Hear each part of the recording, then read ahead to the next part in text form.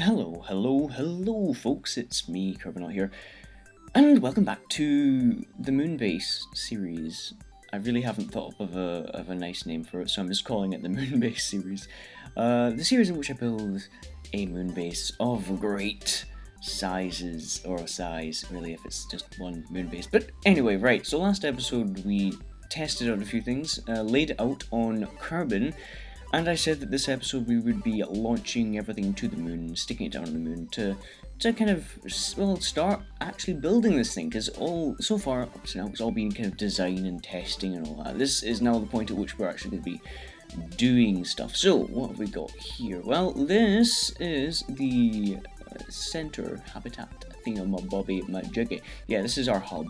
And we're landing this in this tiny little crater here because I wanted to have it in that keythane zone, and I wanted it to be in a crater. And the only reason I really wanted it to be in a crater was because when you have something in a crater, it usually is quite flat. And you can see here we're in the crater now. I just kind of skipped ahead till we landed. We use a sky crane to plop it down onto the surface. I drive it around to find a particularly flat piece, because although craters are flat generally on the inside, they do obviously have hills and whatnot. So I am attempting to find a nice flat place. I find it and rename it the Mun Base. So that is that. So next up we have here is 3 truss. So this 3 truss is again the same thing you saw last episode, and we're going to launch that up exactly the same way. What I'm doing is I'm not launching it into orbit and then to the moon. I'm in fact just launching it directly to the moon. No orbiting required. So that just means I'll launch when the moon is just about to come over the horizon, or kind of a wee bit before it's about to come over the horizon, and then I burn, and I burn as if I'm going straight to the moon. Obviously I do my gravity turn and whatnot, but yeah, taking that into account, that is how I get to the moon. So here I'm having to do some inclination changes, and so I bring my orbital placey thingy down majiggy. I don't know what I'm saying really, but that's that. So yeah, this is what we're doing now. Our lifter is actually working really well. I was kind of worried that it wouldn't take me to the moon, or that I would have way too much fuel, but surprisingly it's working rather efficiently. And that little stage at the end with the smaller engine seems to be giving me a nice amount of thrust, so I'm quite happy I put that on there. And then, of course, the sky crane. The sky crane always ends up with way too much fuel in it at the end, but it's a shame. Wasting all that fuel. I feel so kind of like, you know, bad for wasting all that fuel as if I'm gonna destroy the planet Kerbin. I'm just gonna, like, fuel efficiency is gonna kill me. Right, okay, so at this point some of the docking sequences get quite dark, I think. So is it this one? Is it this one that I brighten up? I'm not sure, but a few of these things that you'll see I do brighten up. For your information, I am actually launching all these and just kind of skipping ahead to when they land, and then I'm going to skip on to the next thing being launched, and then when they land, and so on and so forth. So yeah, this has been brightened up a wee bit. I was docking in the dark, and you can see I flip over backwards, but I managed to use the landing gear to get me back up straight again, because everybody loves a bit of landing gear. Everyone loves some landing gear. Okay, so this is... what have we got here? Is this the 3 truss? I'm forgetting. I think, is this just the last 3 truss? It is, yeah. So I think this is pretty much the last 3 truss, or is it the 3rd? Yeah, so that's the last 3 truss right there. Next up is our battery centers. So the battery centers were the, well, the centers of batteries, as you can imagine from the name. And these are going to hold all our power, and I dock them on rather well, and extend the landing legs, and then I take out that rover there. Now, when I was docking things on Kerbin, what I did was I took out the rovers almost instantly. As soon as I didn't need them to support it, I took out the rovers. And that was good on Kerbin, but unfortunately I've realised that on the moon the gravity is a lot less, so if you take away those rovers and you deploy the landing legs will actually lift everything else into the air, which completely defeats the purpose of kind of, you know, getting rid of the rover. So yeah, I've brightened these last two landings up because they were done in the dark, and it's not very exciting for you to watch me just kind of doing docking when you can't see anything. But this one I believe was done kind of at sunrise or sunset. I think it's sunrise. Yeah, so this was done at, oh wait, no, it wasn't. It was done at kind of midday, but I had sunrise. Right, so this is the last battery center we've got here. Excuse the dog. Yeah, so that was the last battery center.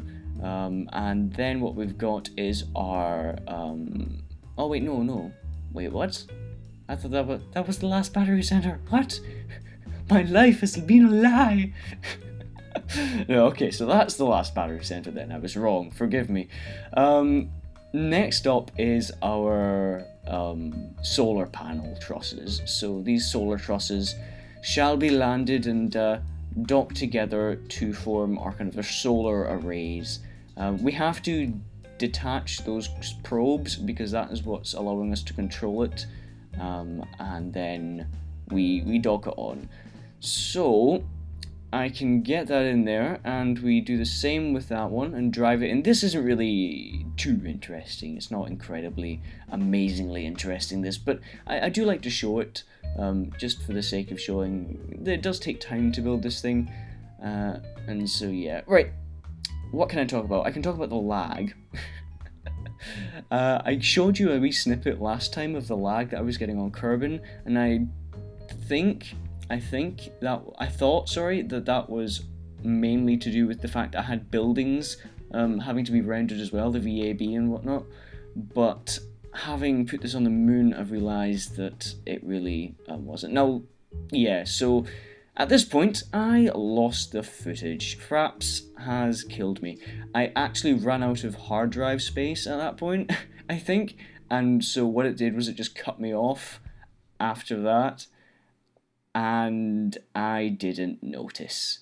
And it was only when I came back and started to land the rest of the stuff that I realised. And so what I've done is I've basically recreated that last solar panel docking for you so that you can see that and be happy by the completion of their solar panels. Okay, so here we have our habitation module. Now the habitation module is very, very important because we're going to be having Kerbals here. This is one of the main things about a moon base. You can have Kerbals there. Now, okay, let's just pause the video here while I explain that what I'm about to say is complete nonsense. I start talking about Project Horizon, when in fact that was a US military thing, and then I start talking about habitation modules and solar modules, which is part of another lunar exploration program that NASA was looking into. That was just a lunar outpost in general. So basically what I've done is I've confused the two and merged them together into a single thing, which is actually a very good idea. Maybe the US military and NASA might want to get together one day, have a little cup of coffee, whatever rocks your boat, tea, coffee, and just think about world domination from the moon up to. Okay, enough of that. Let's get back to the video.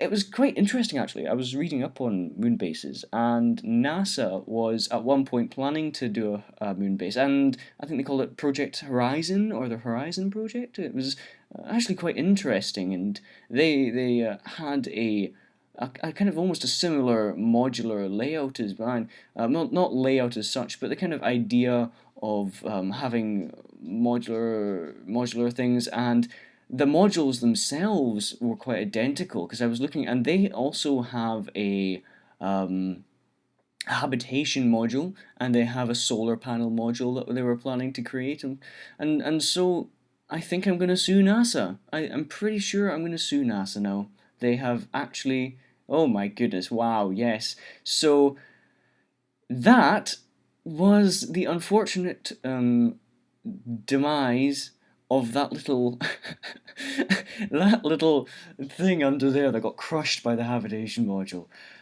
Basically, I docked and it flips out and it tries to kill everyone.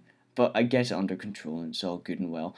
This is the second habitation module, and I took out the middle rover there just because I thought I really didn't need it. And interestingly, I did, because I needed that middle rover to support the habitation module while I'm driving up to be docked. And without it, it means that I have to use my landing legs to help me out. So you can see I've put the landing gear up on the base. I bring it in, but it's too high.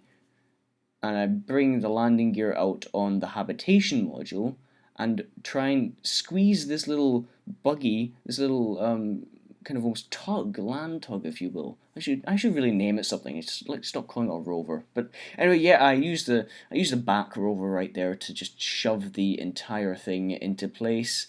And then I go about and disconnect every single rover the base has, except the ones on the end, in case I want to dock things onto the end, and I will be needing to dock things onto the end. So we take out all our solar panels. This is sped up to, like, I don't know, what is it, 15 times speed or something, because the lag means that everything slows down as well, which is really weird. And I also happen to have Kerbal Crew Manifest, I think it is, and I just swap out a whole bunch of guys. So there you go. That is the moon base at this point on the moon, and I wish you a very good day, and I will see you all later.